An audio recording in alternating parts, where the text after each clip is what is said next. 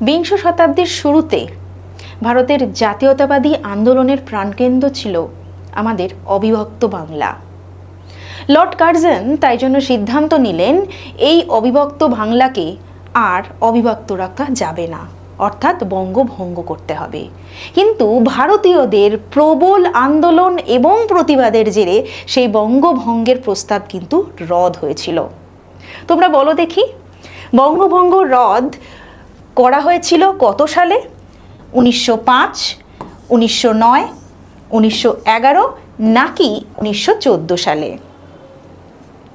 এই বঙ্গভঙ্গের প্রস্তাব যখন করা হয়েছিল, তারপরে গিয়ে ভারতবাসী, শুধু বাংলা না, বাংলা সহ সারা ভারতবাসী কিন্তু এই বঙ্গভঙ্গ বাতিল করার জন্য প্রতিবাদ আন্দোলন শুরু করেছিল।